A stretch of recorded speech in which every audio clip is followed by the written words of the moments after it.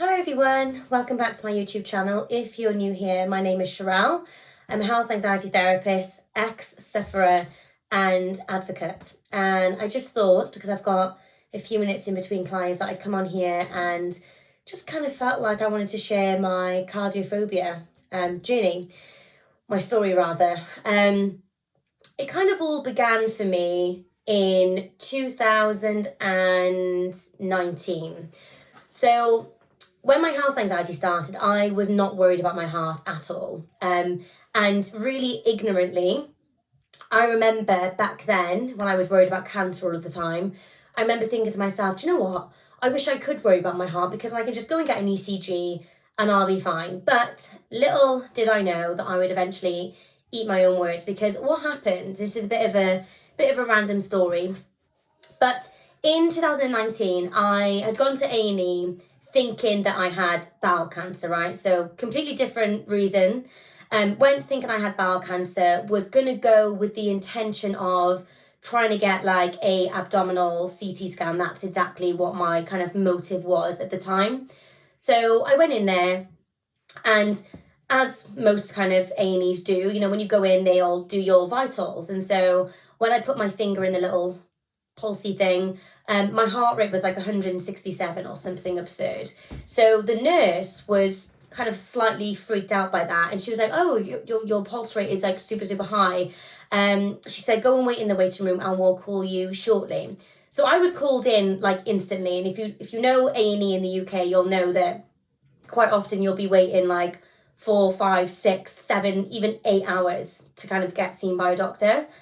So I got called in, and at this point, like, I just wanted to talk about my bowel cancer, right? So I wasn't really interested in like the heart stuff. But a doctor was like, your heart rate is super high, you know, it's tachycardic, and we want to do an ECG on you. And again, I was like, oh, really? Like, I knew that my heart rate was high because of the anxiety. But I went along with it, let them do their ECG. So I had the ECG done, and the doctor sort of went off and was having a look at it, and he came back and he looked at me and he said, oh, do you have a history of sudden death in your family? And I was like, no. Why? And he said, oh, because a syndrome has come up on your ECG. And I asked him what it was, and I'm not gonna repeat the name because I don't want you guys to go and Google it. It's very rare. But he told me the name and he walked off, and I'm like this, Googling, right? So I've read about it. It's horrific. You know, runs through families, can be passed on to your children, really dangerous. You know, not good stuff that I read. So he came back then. He was like, oh, I'm really sorry. I've just had a chat with the cardiologist, and it's actually a mistake. The machine overestimated something because your heart rate was so high, and the cardiologist has cleared you. Now, you know, your average person would have been like, oh, thank goodness for that. I would have forgotten about it. Not me. I was then fixated. I was like, well, I don't believe it. I said to the guy, can I speak to the cardiologist? The cardiologist, bless him, he came back down and he sat there and was like, look, he's like, I've hand measured this and it's fine. But I couldn't let it go. And I left that hospital. I got cleared for the bowel cancer as well, by the way. But I left that hospital. I went in worrying about my stomach, and I left worrying about my heart. And what happened then for the year afterwards was just insane, because I started having horrendous, like almost constant packs and PVC, so ectopic beats, that I was feeling like a fluttering by here. I was feeling like a big thud in my chest. I'd get them where it would just feel like my heart was just doing something crazy and completely just going wild for a few seconds. I was getting left-sided chest pain, pain down my left arm, jaw pain. I was feeling dizzy. I always felt breathless. Like, even having a conversation for me back then was difficult. I was like having to kind of do that in between breaths, and I felt like I was gasping all the time. It was madness. Like, my heart rate was pounding like 24/7. Like, I genuinely could not get it below 100. Couldn't. I'd be sat there on the sofa and my heart would be like that. And that was, and I mean every single day for months on end. I stopped exercising. I wouldn't even run up the stairs. I didn't want to be left alone with my eldest, because I was convinced that I was going to drop dead, and she was a baby at the time, and I was like, she's like going to be on her own, and she can't help me because she's so little. So I stopped doing everything. I didn't want to go anywhere. I wouldn't go anywhere by myself. I wanted to have somebody with me like 24/7. It was really, really bad. And eventually not eventually, I mean, in that time, I saw so many different doctors. I had repeat ECGs. I went back to A&E twice.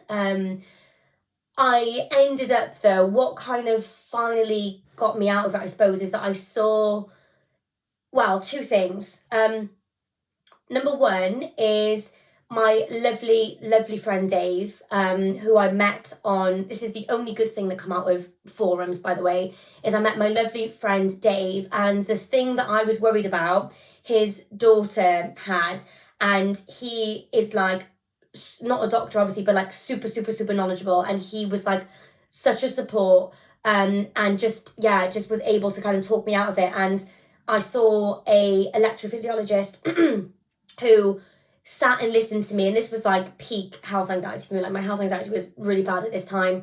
He sat and he listened to me, and he like was like, right, let's scrap every test you've had done. He's like, I'm gonna redo ECGs, and I'm gonna do everything for you. And he did, and I had like a monitor, and I had all the tests done, and I just trusted him, and he was kind of specialist in what it was that I was worried about. And so I finally just one day decided, like, I'm letting it go. And I did, and I let it go, and it was the most terrifying thing ever, because I still was very, very scared to exercise and be on my own. And yeah, but I had to let it go. And I just started running again. I just started going to the gym and going on my walks, and it was horrible, because I was still having all of the symptoms, you know. They didn't necessarily go away instantly as soon as I had that reassurance. But, you know, now, like almost 4 years later, I can look back now and think, wow, I can't believe all of that happened from one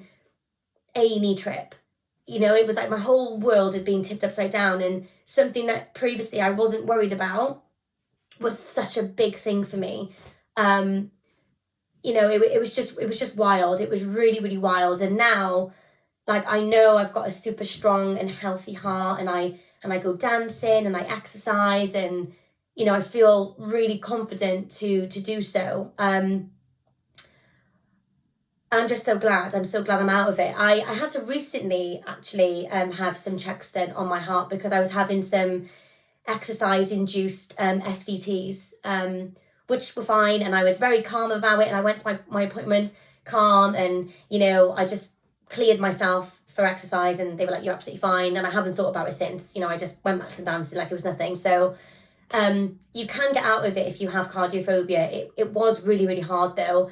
And it took some time and patience and dedication. But I just thought I'd come on here today and kind of share my story in a bit more detail than I've probably done before. Because it was complete madness. And I was Googling 24/7. I was on the forums, and just, it was just such a dark, dark place. I felt like my life was over. I felt like I would never be able to kind of exercise or do anything ever again. But here I am, you know, over it, and happy and thriving, and finally not terrified that my heart is going to stop.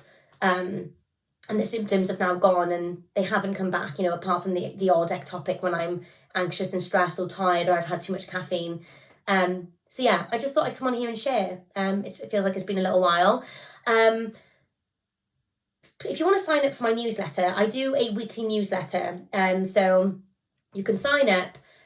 You'll receive a email every Monday that will be all about health anxiety, my tips, tricks, my thoughts, my experiences, just everything health anxiety. Follow me on Instagram. I have a ton of content on there. So much content on Instagram, more so than here. So follow me on Instagram. The Instagram handle is the same as the one here. It's at Sherelle Thinks. If you want to inquire for therapy with me, click the link in my bio. So basically, click the link in my bio, and it'll take you to everything that you basically need to know. All of my workshops, therapy options, all of the kind of stuff that I do will be on there. So everything will be in that one single link. Give this video a thumbs up if you liked it. Don't forget to subscribe if you haven't already. Let me know your thoughts down below, and I'll see you guys soon. Take care.